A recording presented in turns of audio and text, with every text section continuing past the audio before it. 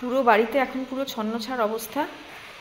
তার কারণ আগামীকাল আমরা বাড়িতে পুজো করছি, গৃহশান্তির পুজো।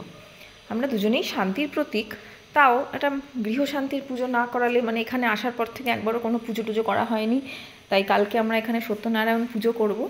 তো উড়িষ্যাতে সিন্নির কনসেপ্ট নেই, তো সিন্নি ছাড়াই এখানে নারায়ণ পুজো হবে।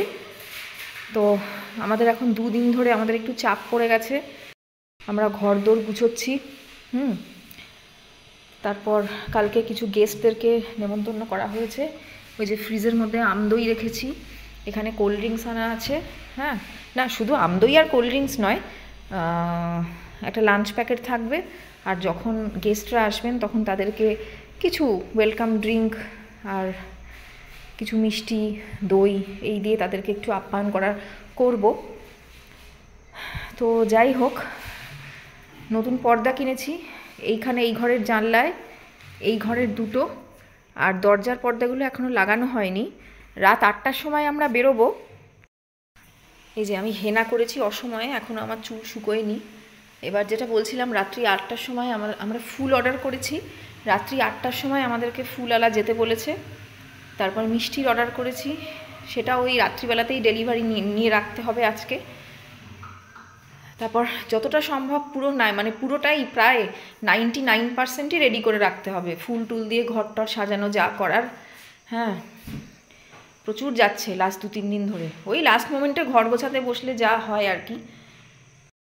এই যে সেখান থেকে জিনিস রেখে এখন বিছানার মধ্যে ডাই করে রাখা হয়েছে, সবই হয়ে গেছে, মানে 90% হয়ে গেছে। তার মানে ভাবুন আগে কারো কত ছিল।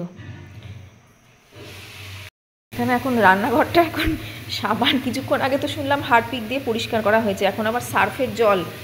কি হতে চলেছে রান্নাঘরটার গ্রুমিং কীভাবে আমি নিজেও জানি না। তো একটা কাজের দিদি, সে কাজ করে চলে গেছে, আবার আরেকজন, তাকে বলা হয়েছে আসতে, তাকে সাধ্য সাধনা করে ডাকা হচ্ছে অনেক দিন ধরে, সেও টাইম পাচ্ছে না, এলে একটু সুবিধা হয়। হ্যাঁ, তো দেখা যাক। কুনি এসছে, দেখি দরজাটা খুলি। কে ও? কুনি এসছে, কুনি এসো। উনি, তোমার ভিডিও হচ্ছে, ঢোকো ঢোকো ঢোকো, যাও। হ্যাঁ, তোমার ভিডিও হচ্ছে, যাও। দাদা রান্নাঘরে কি করছে দেখো। একবার হারপিক দিয়ে ডললো, হারপিক না কি দিয়ে কি করলো, তারপরে এখন কি করছে। দাদা হ্যালো, আসি।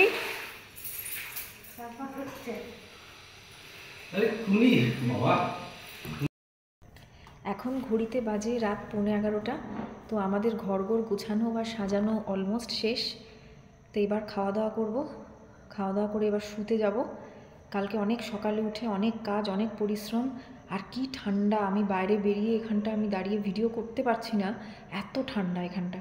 আমরা কিছুক্ষণ আগে ঘরে ঢুকলাম আমাদের ফুল মালা যাবতীয় জিনিসপত্র কিনে, এবার সব কিছু সাজিয়ে রেখেছি। পুরোহিত মশাই অর্ধেকের বেশি জিনিস বাড়িতে দিয়ে গেছেন, উনি কাল সকাল 8টায় চলে আসবেন।